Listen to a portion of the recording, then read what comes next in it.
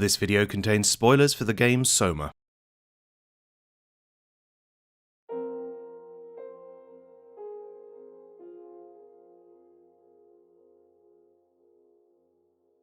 A fate worse than death isn't something so easily conveyed through interactive mediums.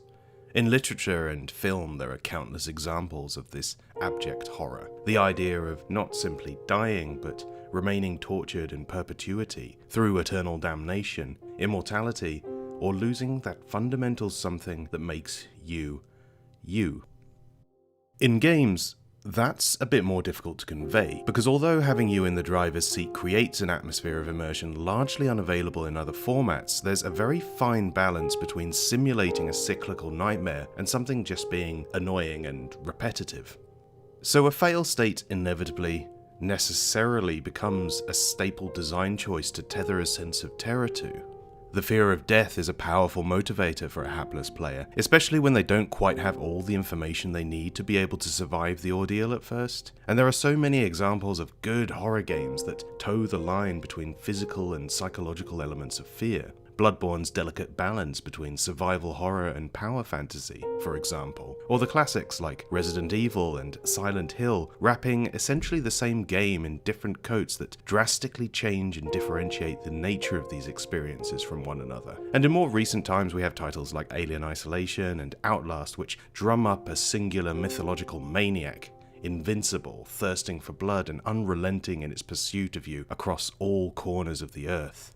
But what if a game didn't rely solely on such tactics as the foundation for its horror? What if, instead, it explored more fundamentally that idea of a fate worse than death? What if a game centered its horror around what happens when the worst case scenario has come and gone, and you're still here?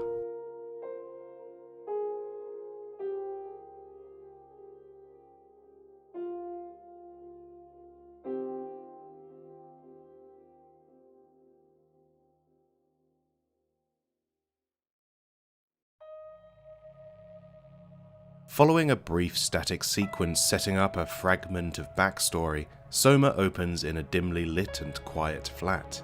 You step into the shoes of Simon Jarrett, generously awoken from a terrible dream by a phone call. You have an appointment for a brain scan. You explore the flat a little, looking for some contrast solution you have to drink before moving on. In this time, you familiarize yourself with the controls and find small pockets of a life lived. Simon is a man with a storied past. Friendships, losses, regret, trauma, barely lingered on but for a moment enough to catch you off guard. It's a little hazy, and as the game leaps into its opening act proper, you're left with the sensation that something's not quite right here. The opening hour of SOMA relies on this unease, as you are violently flung into an industrial science fiction nightmare, blacking out during your scan and waking up in an underwater facility called Pathos 2, alone amongst the rust and decay of a structure bereft of life. Corridors stalked by grotesque mechanical monsters, truly alien growths infesting air ducts, pulsing out of machinery with a sickening bright blue glow.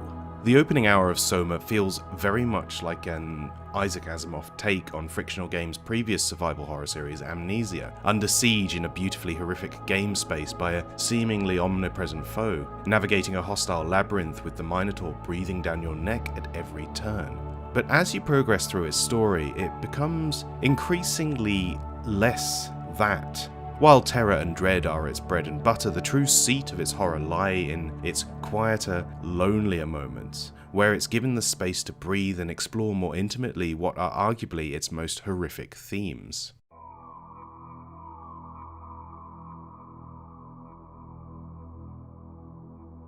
At one point early on in the facility, you'll find a heavily damaged machine calling out to you with a startlingly human voice. You find remnants of these broken automata scattered throughout, but this is the first you've seen powered up. And they think they're human. So utterly convinced that they are flesh and bone regardless of the busted metal and circuitry splayed out in front of them, they implore you to seek medical help, willfully ignoring Simon's insistence that all he sees is machinery. This ends up being a precursor to the game's first big revelation, because you aren't playing as Simon Jarrett at all, rather a machine that thinks they are him. Well, it's a bit more complicated than that. The brain scanning experiment you participated in, that captured Simon Jarrett's identity, his cognition, splintering off an exact copy at that exact moment, reborn in an instant 90 years into the future, a being that at first looks and feels very much like a continuity, the same person in totality, but they aren't. But then again, they are. Because what is identity if not consciousness coupled with continuity, even if there is no body there to speak of? What transpires is a nightmarish spiral into existential crisis as you and Catherine, another human captured in essence on a hard drive, work towards escape, contending with difficult conversations about identity, the afterlife, and the value of one human being over another. SOMA's story is excellent, its themes often gut-wrenching, but it's the act of playing it that showcases what an incredible overall experience it is. Pathos 2 is a sort of purgatorial prison, a dense network of cold, dark hallways, flooded buildings, locked doors, all held down at the bottom of an ocean that is impossibly vast and indiscriminately oppressive. There are moments in the game where it felt like I was never going to be able to reach my destination, straining to identify the dimmest of lights amongst a dense soup of dirt and algae, finding myself going in circles trying to navigate ruins in a void, tensing all the muscles in my back whenever a familiar sound and a visual disturbance signify the return of a nerve-wracking foe.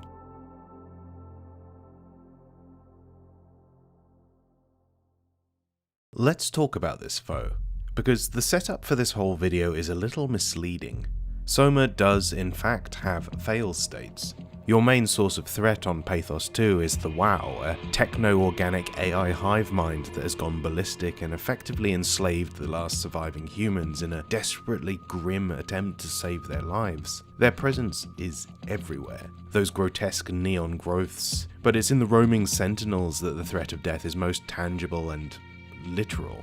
This threat of a fail state leads to a number of tense cat and mouse moments throughout the game where you not only want to keep out of their sight, but also them out of yours. Contact with these horrific entities results in severe distortion of the visuals on screen, your vision compromised by static and electrical overload, and even simply looking at them for too long runs the risk of frying your brain. There's an argument to be made here that, while statedly not the intended experience by the developers, SOMA's safe mode, which eliminates the threat of a fail state at the hands of these wretched beasts, actually elevates and synchronizes its themes with its gameplay perfectly. In safe mode, the distortion effect when you come into contact with the WoW still remains. It won't set you back, but it can make it very difficult to carry on, navigating the confusing and similar looking corridors of the station while being stalked by things that cannot kill you but can turn you around again and again gives a very believable sensation of being trapped in a never-ending nightmare. That fate worse than death. And it's horrible enough that even though the fear of death was no longer there, I still actively avoided these creatures during my journey through the station. It's only a part of the experience as a whole, but it's an interesting workaround for the delicate balance horror games have between adrenaline-pumping nightmare and irksome repetition. You want to feel some amount of pressure, otherwise the horror feels very trite, but if you keep repeating the same segment due to fail states, the horror eventually loses its sting anyway. This, I feel, is a happy median between the two, all the nastiness and aesthetics of a bad time without the constant loading screens.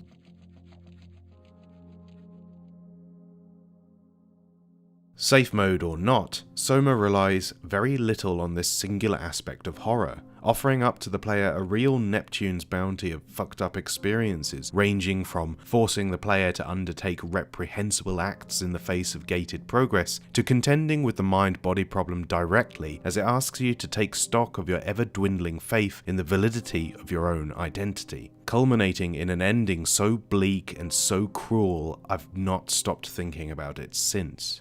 SOMA elegantly sidesteps its own expectations to deliver terror on a whole other level, a rumination on the definition of humanity in a world now absent of it, using both natural and supernatural phenomena in tandem to create a space that feels believably dread-inducing. If you want a thinking man's horror game, this is an absolute must-play. But please, don't think about its implications too much. We all deserve a good night's sleep.